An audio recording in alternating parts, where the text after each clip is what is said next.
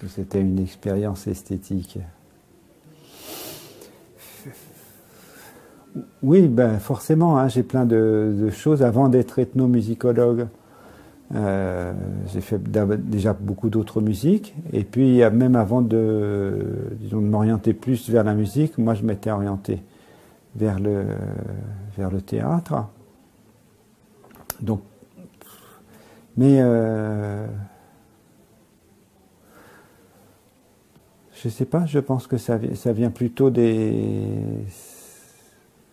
expériences esthétiques. Moi, je mettrais ça plutôt aussi, parce que c'est le langage, hein, plutôt de côté de la peinture. Mes parents n'étaient pas collectionneurs, mais ils faisaient partie d'un groupe d'amis autour de quelqu'un qui est le frère Gilles Vallée, qui était aumônier des artistes français, qui est celui qui m'a baptisé, et qui accueillait, soutenait des artistes, peintres, sculpteurs, venus hors de France, beaucoup donc venus du Japon, d'Amérique latine, qui résidaient à Paris, et donc on vivait dans ce milieu-là. Et je pense que cette fréquentation, c'est les premiers artistes que j'ai fréquentés, et je pense que le contact esthétique, il s'est fait autant avec les gens que peut-être avec les œuvres. Ah ben, je vais relater alors l'expérience plus anti-esthétique qui était en me préparant. Donc moi je jouais de la musique chinoise et entre autres hein, à Paris avec un professeur chinois, j'ai commencé à rencontrer des musiciens chinois, ça se passait bien. Et puis j'apprends, donc j'avais fait une demande de bourse pour aller en Chine. J'ai obtenu d'être boursier du gouvernement chinois pour aller étudier là-bas. Et j'apprends que je ne vais pas aller à Pékin comme je rêvais, parce qu'il y avait un conservatoire où il faisait musique traditionnelle vivante et musique ancienne, histoire de la musique depuis les temps archaïques et tout ça. Donc ça m'intéressait beaucoup. J'apprends que je vais être à Shanghai, que je ne connaissais pas, je ne rêvais pas de Shanghai. Donc je vais m'acheter une cassette de musique shanghaïenne et j'écoute ça et j'ai trouvé ça absolument épouvantable. Donc ça c'était vraiment un choc esthétique, c'est-à-dire cette musique-là ne correspondait pas à mon goût. Et honnêtement, je pense que c'est les mêmes pièces, les mêmes instruments, pas la même interprétation, mais c'est la même musique si on veut que ce que j'ai fait entendre aujourd'hui comme étant ce que j'ai pu observer et ce que moi-même personnellement j'apprécie comme étant l'extrême du goût local shanghaïen. Cette musique-là qui est devenue la mienne, celle dans laquelle, avec quelques musiciens de par le monde, quand on se retrouve ensemble et qu'on joue ensemble, on se retrouve chez nous, c'est-à-dire à Shanghai dans la maison de thé, même si on est à Leiden aux Pays-Bas ou à Vancouver, on joue cette musique, on est chez nous, c'est ma musique, je suis dedans, je l'apprécie. Mais le premier choc, il a été vraiment terrible.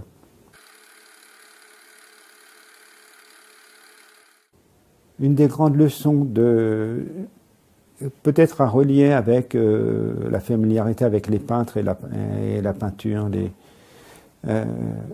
c'est que ça s'apprend. Satie, sans doute. En tout cas, John Cage disait: si vous n'aimez pas 3 minutes de ma musique, essayez 30 minutes. Si vous n'aimez pas 30 minutes, essayez 3 heures. Et si vous n'aimez pas 3 heures, essayez 3 jours. Et donc, il y a quelque chose d'assez extraordinaire dans le goût, qui est l'accoutumance.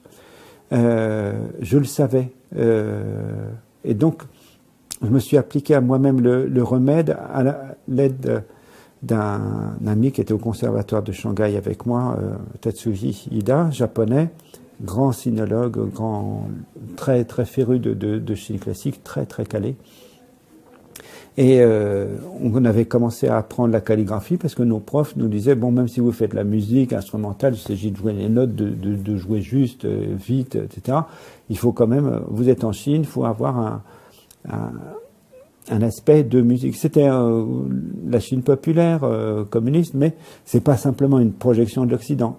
Eux-mêmes disaient: il y a quelque chose à voir entre la musique et la calligraphie et la Chine classique, la poésie. Donc les belles calligraphies bien propres, j'appréciais, mais les grandes calligraphies folles, désordonnées, j'appréciais pas du tout. Et donc Tatsuya Ida, il m'a dit, attends, il y a un moyen, tu vas te mettre au-dessus de ton lit, une illustration, et je crois qu'il m'a choisi Songro Izong, de quelque chose donc le célèbre empereur fou de poésie qui a fait perdre la Chine aux Chinois, et c'est les Khitanes qui ont envahi la Chine. Donc il m'a fait mettre une calligraphie de Songro Izong, et au bout de quelques mois, je trouvais que vraiment les autres n'avaient pas de goût, c'était fade, tout était minable à côté du grand Songro Izong. Donc il y a quelque chose qui est vraiment de l'ordre de l'accoutumance. Ce serait fort prétentieux de dire que je ne le suis pas. Oui, il y a quelque chose de... Et puis il y a quelque chose de la mémoire, la remembrance il y a des musiques de ma jeunesse que c'est d'une bêtise absolue, mais que j'aime, et parce que c'est ma jeunesse, sûrement. Hein, parce que c'est des goûts qui se transmettent pas beaucoup aux autres. Bob Dylan, on continue à l'apprécier. Janis Joplin, moi, elle est un peu plus oubliée, ou elle est folklorisée, alors que non, pour moi, c'était la vérité de la beauté absolue, quoi. Donc, il y a des choses qui sont liées, bien sûr, à l'expérience personnelle, et puis à ce que je sais de, voilà, la vie des gens, tout ça. J'aimais beaucoup Xenakis, la musique de Xenakis. J'aimais beaucoup le personnage, l'intellectuel, ce que je savais de lui, ce qu'il disait de sa musique. Et puis après, c'est vrai que quand je l'ai rencontré, quand il m'a pris en direction de thèse,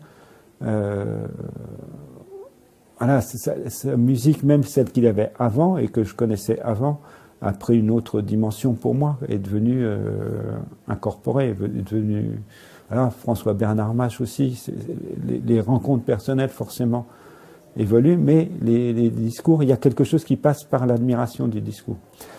Mais il y a quelque chose qui est pire dans l'effet de la critique, de la belle écriture.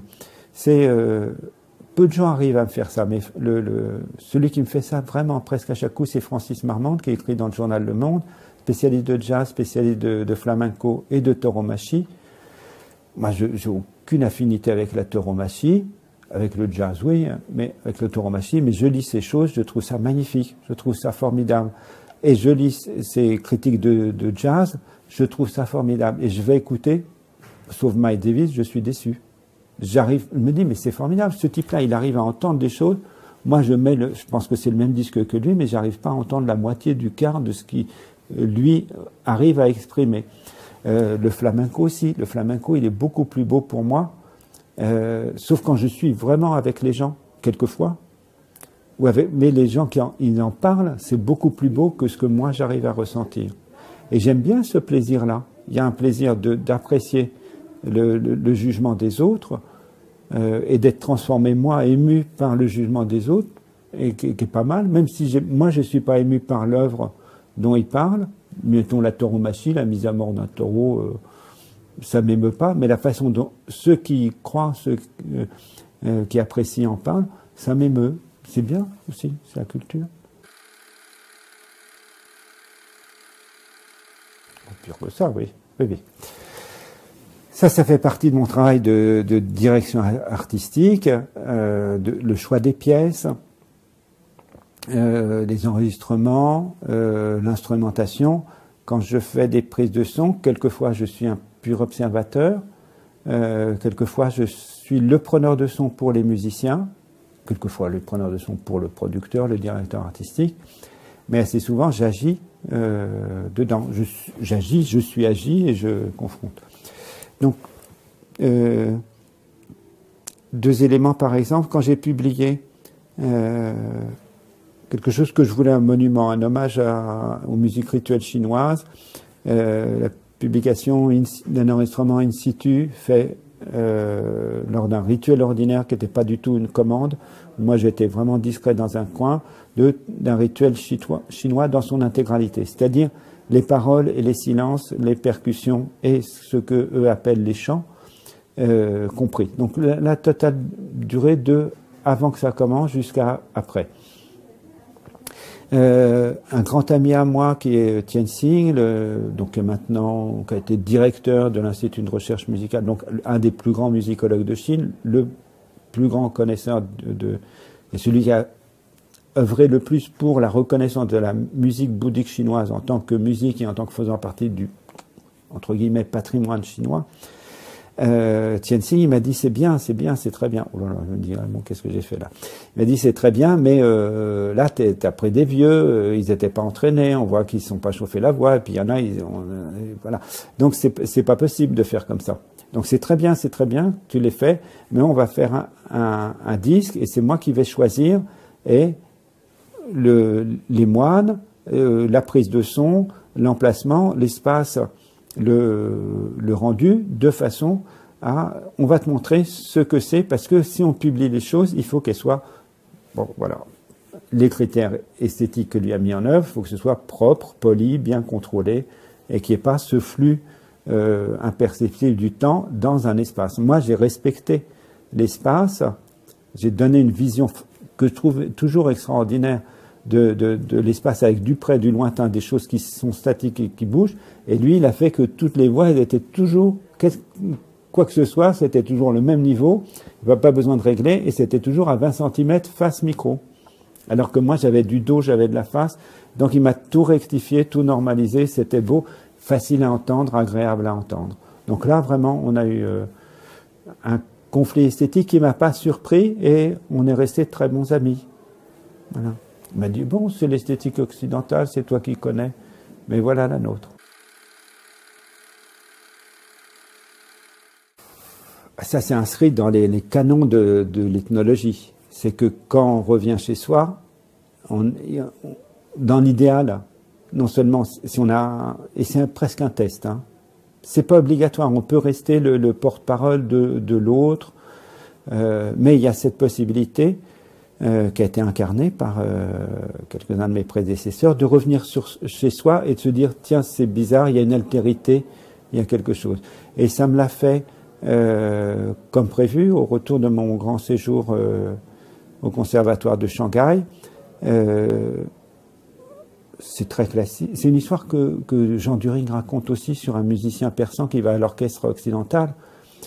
Mais ça m'est arrivé. Moi, je faisais à 6 ans ou 10 ans, j'allais à l'orchestre Colonne. J'ai une éducation classique, bien classique. Et je reviens, j'écoute l'orchestre occidental et je me dis, mais pourquoi, surtout les instruments avant, moi je joue les instruments avant, pourquoi les instrumentistes, ils tiennent la note et ils la bougent pas? Pourquoi, une fois qu'elle est lancée, ils cachent le plus possible quand ils la lancent, et puis après elle devient droite, elle bouge pas, et puis quand ils refont la même note écrite, ils vont encore la refaire, ou alors ils la font très fort ou très faible. Donc ça met les nuances au couteau, au lieu de faire vibrer pourquoi il n'y a pas de début et de fin à l'intérieur même du son? Ça m'a fait vraiment cette expérience. Il m'a fallu plusieurs années, et ça m'a quand même dégoûté de l'interprétation, disons, classique, que les musiciens d'ici disent traditionnelle, du symphonique. Plus encore qu'avant, j'apprécie les interprétations baroques, j'apprécie les musiques contemporaines, expérimentales, mais le classique, joué tel, pour moi, ça reste très souvent trop tel que c'est écrit. Et ça, c'est quand même l'expérience de la Chine.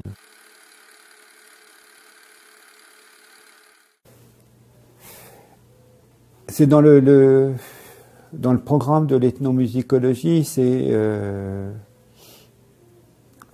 moi, mon travail personnel, c'est plutôt de réinsérer les musiques d'ailleurs comme étant des musiques mauvaises ou bonnes, bien faites, mal jouées, comme d'autres. Hein, de normaliser, de rendre moins effrayant le lointain ou moins exotique.